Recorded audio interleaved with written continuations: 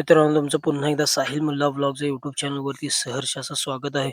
आज खेडकाई या ठिकाणी भव्य दिव्य असं बिनजोड शर्यतीचं मैदान झालं आणि एक प्रेक्षणीय बिनजोड शर्यत आपल्याला बघायला मिळाली.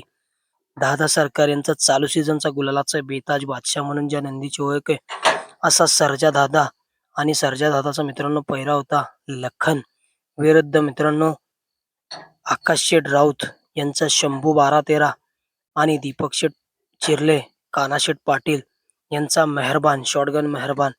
सुंदर अशी मित्रांनो काटाकीर अशी लढत बघायला मिळाली आज या खेडकाई रामश्याम मैदानावरती. सुंदर अशा मित्रांनो दोन्ही गाड्या पळाल्या.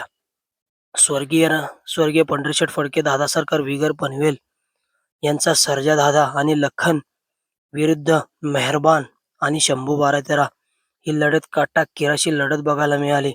आणि या लढतीमध्ये मित्रांनो स्वर्गीय पंढरीशेठ फडके दादा सरकार यांचा चालू सीझनला जो गुलालाचा बेताज बादशाह म्हणून ज्या नंदीची ओळख निर्माण झाली, असा सर्जा दादा आणि लखन आपल्याला पळताना दिसला.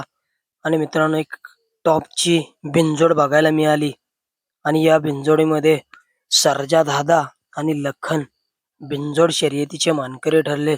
नक्कीच एक प्रेक्षणीय बिनजोड आपल्याला बघायला मिळाली आज खेडकाई रामश्याम मैदानावरती.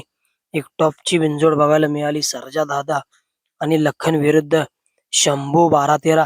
आता मित्रांनो चालू सीझनला गुलालाचा बेताज बादशाह म्हणून ज्या नंदीची ओळख निर्माण झाली, 3 फेऱ्यामध्ये मित्रांनो असा एक टॉपचा स्पीड मध्ये पळतोय आकाश शेठ राऊत यांचा शंभू 12-13 आणि त्याचा पहिरा होता मित्रांनो आज मेहरबान जायगाव केसरी मैदानातील प्रथम क्रमांकाचा मानकरी मेहरबान कानाशेठ पाटील यांचा मेहरबान शॉटगन मेहरबान.